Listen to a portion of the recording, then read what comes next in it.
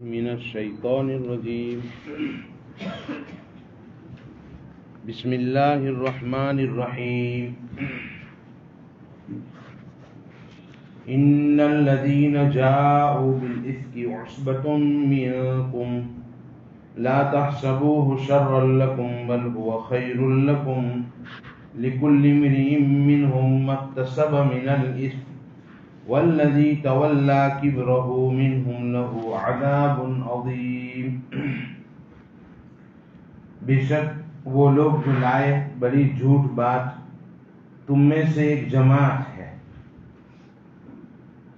منافقین کی جماعت تھی، اور تین جیسے میں نے کل بتایا تھا کہ خالص مسلمان بھی اس میں شامل ہو گئے منافقین کے ساتھ ساتھ، حضرت حسان اور حضرت مشتہ اور حضرت حمنہ بنت جہش عورتوں میں سے، وہ بھی ان کی باتوں میں آ گئے اور تشہیر میں شامل ہو گئے، پھیلانے میں، بات پھیلانے میں منافقین کے ساتھ۔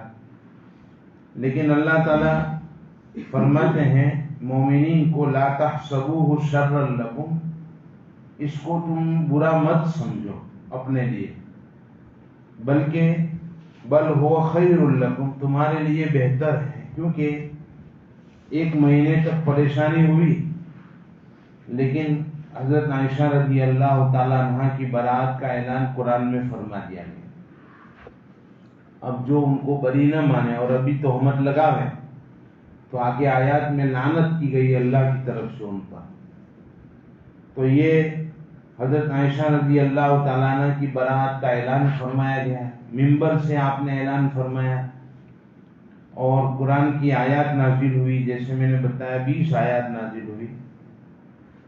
لِكُلِّ امْرِئٍ مِّنْهُم مَّا اكْتَسَبَ مِنَ الْإِثْمِ، تم میں سے ہر ایک کے لیے وہ گناہ ہے جو اس نے کمایا ہے، لیکن جس نے بڑا کام انجام دیا ان میں سے اس کے لیے عذاب عظیم ہے، یعنی عبداللہ ابن ابی ابن سلول جو رئیس المنافقین تھا، جس نے یہ بات بنائی تھی، اس کے لیے بڑا عذاب ہے۔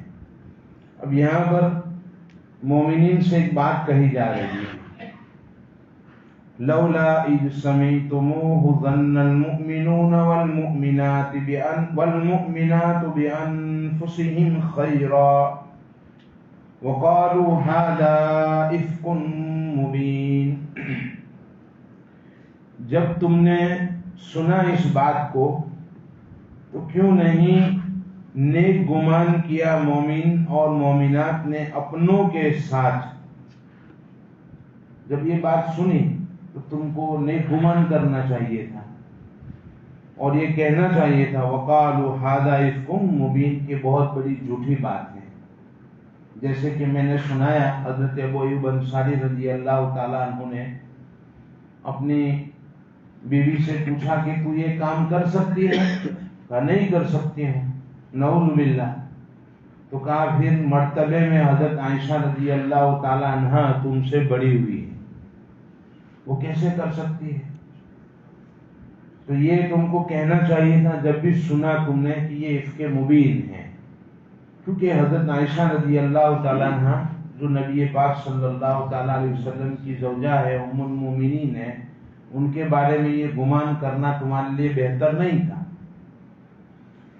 اس میں دو باتیں ہیں، ایک تو یہ ہے کہ جب کوئی فاسق خبر لاوے تو تحقیق کر لیا کرو، اذ جاءکم بنبأ فاسق بنبأ فتبینوا، جب فاسق خبر لاوے کوئی تو تم تحقیق کر لیا کرو۔ آج کل ایسا ہوتا ہے کہ واٹس ایپ پر کوئی بات آتی ہے بلا تحقیق کے ہم فارورڈ کر دیتے ہیں،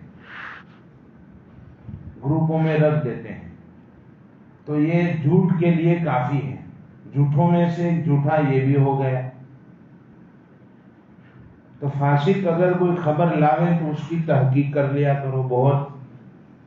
ایک تو یہ بات ہے، اور دوسری بات یہ ہے کہ اپنے لوگوں کے ساتھ یعنی مومن اور مومنات کے ساتھ اچھا گمان کرو۔ یہاں ظن المؤمنون میں دو آدمی ہیں، حضرت حسان اور حضرت مشتہ، گمان کرنا چاہیے تھا مومنوں کو اور مومنات کو، یعنی حضرت حمنہ کو، بِأَنفُسِهِمْ اپنوں کے ساتھ، یعنی حضرت عائشہ رضی اللہ تعالیٰ عنہ کے ساتھ خیر اچھا گمان کرنا چاہیے تھا۔ تو ایک مومن اور مومنات کے ساتھ اچھا گمان رکھیں۔ مثلا ایک آدمی کو ہم ہوٹل سے نکلتے ہوئے رمضان کے مہینے میں دیکھیں کہ ہوٹل سے نکل رہا ہے، تو خیال آئے گا کہ اس نے روزہ رکھا نہیں، یہ خیال دل میں پیدا ہوگا۔ پیدا ہونا کوئی گناہ نہیں ہے، یہ تو پیدا ہو سکتا ہے، لیکن اب دوسرے کے سامنے اس کو بیان کرنا کہ فلاں کا روزہ نہیں تھا، وہ تو ہوٹل سے نکل رہا تھا، یہ بدگمانی ہو گئی، بہتان ہو گئی، دو میں سے کوئی ایک چیز ہے۔ یعنی اس کو اس کے مقتضا پر عمل کرنا اور دوسروں کو بیان کرنا یہ گناہ ہے۔ اب اس کا علاج بتایا حضرت اقدس تھانوی رحمۃ اللہ تعالیٰ علیہ نے کہ فوراً اچھا گمان کرو، دل میں خیال پیدا ہوا کہ اس نے روزہ نہیں رکھا ہے، تو اب اچھا گمان یہ ہے کہ رات کو افطاری کے لیے آرڈر دینے کے لیے آیا ہوگا، تو فوراً اس کا علاج ہو جائے گا، اور پھر یہ بات مستحکم دل میں ہو جائے گی کہ آرڈر دینے آیا تھا رات کے لیے، تو اب دوسروں کے سامنے اس کو بیان کرنے کی ضرورت پیش نہیں آئے گی۔ یہ اچھا گمان ہے، نیک گمان ہے۔ نیک گمان پر اللہ تعالیٰ ثواب دیں گے، اور بدگمانی پر اللہ کی طرف سے پکڑ ہوگی آخرت میں کہ تم نے جو دنیا میں کہا تھا وہ ثابت کرو، اور ثابت کر نہیں پائے گا تو اس کی نیکیاں لے کر اس کو دے دی جائے گی کہ بھائی تمہاری نیکیوں میں سے نیکی اس کو دی جاتی ہے، جبکہ نیکی کی سخت ضرورت ہوگی۔ واقعہ ہے، ایک مرتبہ ایک شہر کا واقعہ ہے کہ ایک عورت جو ہے سبزی لینے کے لیے بازار میں گئی۔ اب اس کا بھائی مل گیا، اس کے ساتھ بات کرنے لگی۔ دوسرے نے دیکھا کہ فلاں میرے دوست کی بیوی ہے، کسی کے ساتھ بات کر رہی ہے، اس کو پتا نہیں کہ اس کا بھائی ہے۔ اس نے وہیں سے فون لگایا کہ اللہ تاری عورت تو کوئی ہاتھی ہنسی نے بات کرے چھے، ہنس کر بات کر رہی ہے۔ اس نے بلا تحقیق کے فون میں کہہ دیا کہ اس کو 3 طلاق۔ اب وہ گھر آئی تھا، میں نے تو تجھے طلاق دے دی، تو کس کے ساتھ بات کرتی تھی؟ کہ بھائی مل گئے تھے، اس کے ساتھ بات کر رہی تھی۔ اب دارالفتہ میں دورے پھرے کہ کچھ کرو نا، ایسا ہو گیا معاملہ۔ تو فاسق نے خبر دے دی، اس کی بات پر عمل کر لیا اور اس نے بدگمانی کی، حالانکہ یہ بدگمانی کا نتیجہ ہے، دیکھو معاشرے میں کتنی خرابی پیدا ہو گئی۔ حالانکہ اس کو تحقیق کرنی چاہیے تھی اور اس آدمی کو بدگمانی نہیں کرنی چاہیے تھی۔ اگر کسی کے ساتھ بات کرے تو یہی کہ کوئی رشتہ دار ہے، بھائی ہے، اچھا گمان کرنا چاہیے تھا۔ بدگمانی کی، جس کے نتیجے میں یہ واقعہ پیش آ گیا۔ اگر اسلامی حکومت ہوتی تو اس کو 80 کوڑے لگائے جاتے خبر دینے والے، اور اس کی خبر لے لی جاتی۔ لولا جاءوا علیہ بأربعة شہداء فإن لم يأتوا بالشہداء فأولئک عند اللہ هم الکاذبون۔ کیوں نہیں اس پر 4 گواہ لے آئے؟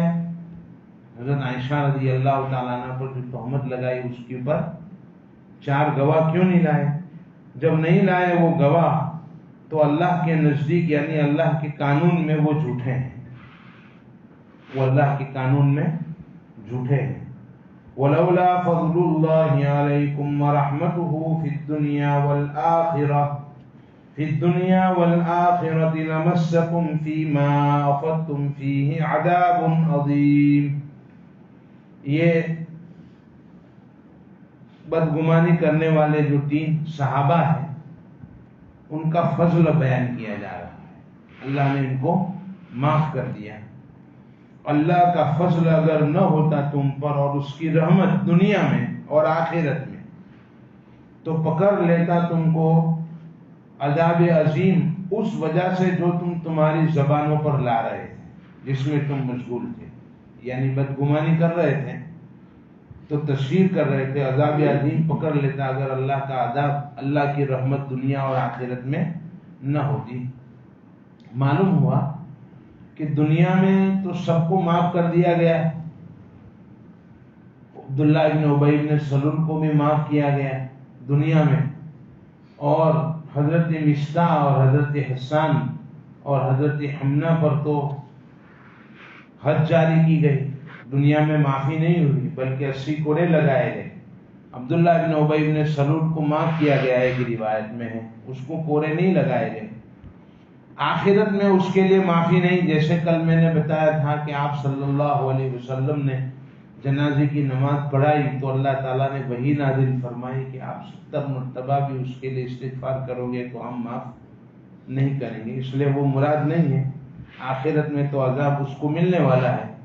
اِذْ تَلَقَّوْنَهُ بِأَلْسِنَتِكُمْ وَتَقُولُونَ بِأَفْوَاهِكُمْ مَا لَيْسَ لَكُمْ بِهِ عِلْمٌ وَتَحْسَبُونَهُ هَيِّنًا وَهُوَ عِندَ اللَّهِ عَظِيمٌ، جب بات تم نقل کر رہے تھے اپنی زبانوں سے اور کہہ رہے تھے اپنے منہ سے وہ چیز جس کا علم تمہیں نہیں تھا اور تم اس کو آسان سمجھ رہے تھے، اللہ کے نزدیک بہت بڑی چیز ہے۔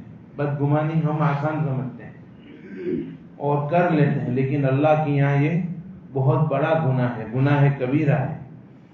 وَلَوْلَا إِذْ سَمِعْتُمُوهُ قُلْتُم مَّا يَكُونُ لَنَا أَن نَّتَكَلَّمَ بِهَٰذَا سُبْحَانَكَ هَٰذَا بُهْتَانٌ عَظِيمٌ، جب تم نے سنا اس بات کو تو کیوں نہیں کہا کہ ہم اس بارے میں کلام نہیں کریں گے، اللہ تعالیٰ پاک ہے، یہ بہتان عظیم ہے، جیسے کہ حضرت عمر رضی اللہ تعالیٰ عنہ نے فرمایا تھا سننے کے بعد کہ یہ بہتان عظیم ہے۔ ایسا اللہ تعالیٰ بھی حکم دے رہے ہیں کہ تم نے جب یہ سنا تو یہ بات پہلے مرحلے میں کہنی چاہیے۔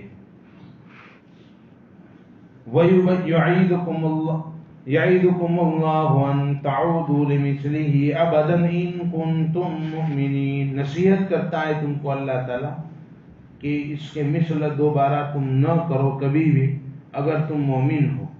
وَيُبَيِّنُ اللَّهُ لَكُمُ الْآيَاتِ وَاللَّهُ عَلِيمٌ حَكِيمٌ، اور واضح کرتا ہے اللہ تعالیٰ تمہارے لیے آیات کو، اللہ تعالیٰ جاننے والے ہیں اور حکیم ہیں، حکمت والے ہیں۔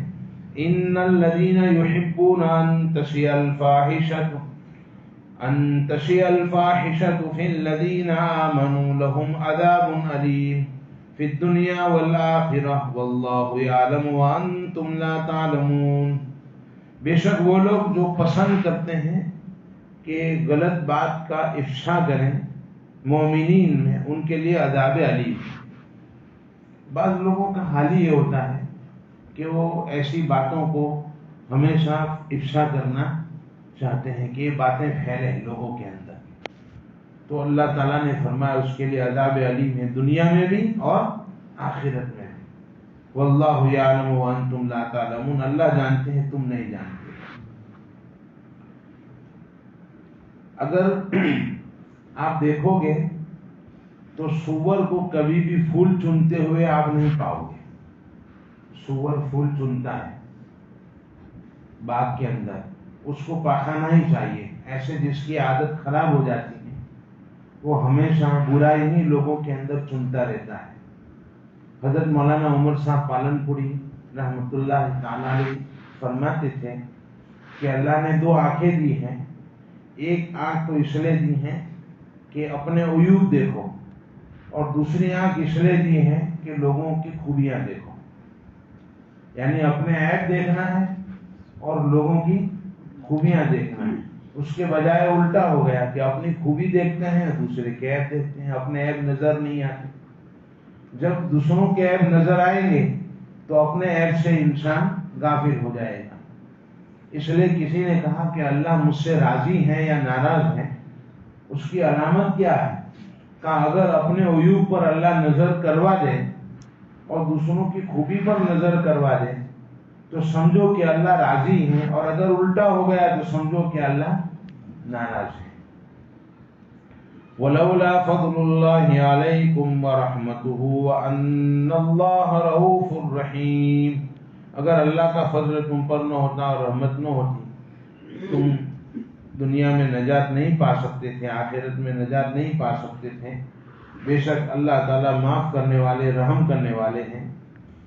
یا ایھا الذین آمنوا لا تتبعوا خطوات الشیطان ومن يتبع خطوات الشیطان فإنه یأمر بالفحشاء والمنکر۔ اے ایمان والو، تم شیطان کی اتباع نہ کرو، جو شیطان کی اتباع کرے گا یہ تو فاحش اور منکر ہی کا حکم کرے گا۔ اگر اللہ کا فضل نہ ہوتا، ولولا فضل اللہ علیکم ورحمتہ ما زکا منکم من احد ابدا، تو کبھی بھی اللہ تعالیٰ تم کو پاک نہ کرتا۔ ولکن اللہ یزکی من یشاء، لیکن اللہ تعالیٰ جسے چاہے پاک کرتے ہیں۔ واللہ سمیع علیم، اللہ تعالیٰ سننے والے اور جاننے والے ہیں۔ آخری آیت پڑھ لیتے ہیں۔ وَلَا يَأْتَلِ أُولُو الْفَضْلِ مِنكُمْ وَالسَّعَةِ أَن يُؤْتُوا أُولِي الْقُرْبَى وَالْمَسَاكِينَ وَالْمُهَاجِرِينَ فِي سَبِيلِ اللَّهِ وَلْيَعْفُوا وَلْيَصْفَحُوا أَلَا تُحِبُّونَ أَن يَغْفِرَ اللَّهُ لَكُمْ وَاللَّهُ غَفُورٌ رَحِيمٌ۔ اور قسم نہ کھاوے اولو الفضل تم میں سے، فضیلت والے بڑے لوگ قسم نہ کھاوے تم میں سے، اور گنجائش والے لوگ یعنی مالدار، فضیلت والے اور مالدار تم میں قسم نہ کھاوے کہ نہیں دیں گے ہم رشتہ داروں کو، مساکین کو اور مہاجرین کو اللہ کے راستے میں، چاہیے کہ معاف کر دو، درگزر کر دو۔ کیا پسند نہیں کرتے ہو کہ بخشش کرے اللہ تعالیٰ تمہاری؟ اللہ تعالیٰ معاف کرنے والے اور رحم کرنے والے ہیں۔ اس آیت کے شان نزول میں یہ بات ہوئی کہ جب حضرت عائشہ رضی اللہ تعالیٰ عنہ کی برات نازل ہو گئی تو حضرت صدیق اکبر رضی اللہ تعالیٰ عنہ نے قسم کھا لی۔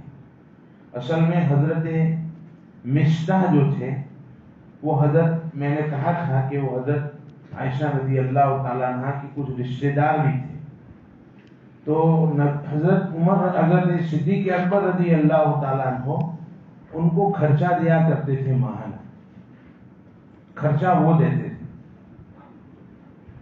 کیونکہ وہ غریب آدمی تھے تو ان پر خرچ کرتے تھے۔ مالدار تھے حضرت صدیق اکبر رضی اللہ تعالیٰ عنہ، تو مال اس طریقے سے خرچ کرتے تھے۔ لیکن جب انہوں نے تہمت لگائی اور بات ثابت ہو گئی کہ یہ غلط ہیں اور ان پر حد قذف بھی جاری کی گئی، تو صدیق اکبر رضی اللہ تعالیٰ عنہ نے قسم کھا لی کہ اب میں تم کو دوں گا نہیں۔ یہ اچھی بات ہوئی کہ میں تم پر خرچ کرتا ہوں اور تم میری بیٹی پر تہمت لگاتے ہو۔ کوئی بھی آدمی ہوتا تو ایسا ہی کہتا کہ میں اب دوں گا نہیں۔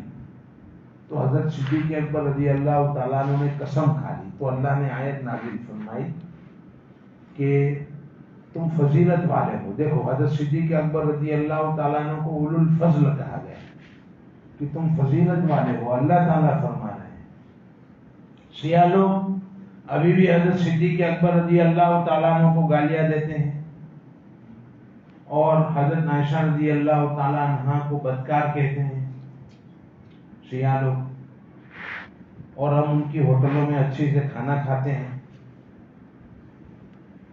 تو یہ لوگ تو ایسے ہی ہیں جن پر اللہ کی لعنت ہے، حالانکہ یہ اولو الفضل ہے۔ اللہ فرماتے ہیں کہ تم میں سے جو فضیلت والے ہیں اور گنجائش والے ہیں وہ اس طرح قسم نہ کھاوے کہ دیں گے وہ رشتہ داروں کو، مساکین کو، مہاجرین کو اللہ کے راستے میں، ایسی قسم نہ کھاؤ۔ وَلْيَعْفُوا، معاف کر دو، وَلْيَصْفَحُوا، درگزر کرو، اس کو معاف کر دو، درگزر کرو۔ اس لیے صلہ رحمی کس کو کہتے ہیں؟ صلہ رحمی یہ ہے کہ اپنے رشتہ داروں کے ساتھ رشتہ جوڑنا، وہ توڑے ہم جوڑے۔ ہم کہتے ہیں کہ وہ ہمارے ساتھ تعلق نہیں رکھتا ہے، ہم اس کے ساتھ کیوں تعلق رکھیں؟ تو بھئی اس کا نام صلہ رحمی نہیں ہے، وہ تعلق نہ رکھیں تو تعلق رکھنے کا نام صلہ رحمی ہے۔ صلہ رحمی، اور صلہ رحمی کا فائدہ کیا ہے؟ ایک تو رزق میں اللہ برکت دیتے ہیں اور عمر میں اضافہ فرماتے ہیں۔ عمر بڑھ جاتی ہے، عمر اس کی زیادہ ہوتی ہے، موت جلدی نہیں آتی، صلہ رحمی کا نتیجہ یہ ہے۔ تو اللہ تعالیٰ نے فرمایا کہ رشتہ داروں کو معاف کرو، درگزر کرو ان کے ساتھ۔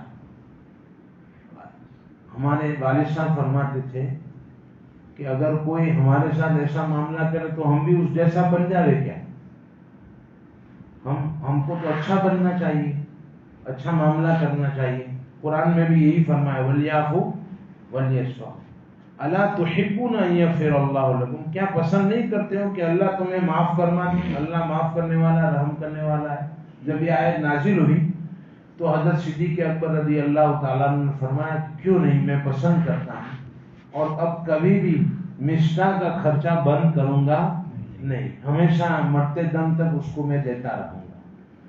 اللہ تعالی ہم سب کو عمل کی توفیق نصیب فرمائے۔ سبحان اللہ و بحمدہ، سبحانک اللہم و بحمدک، ونشہد ان لا الہ الا انت، نستغفرک و نتوب الیک۔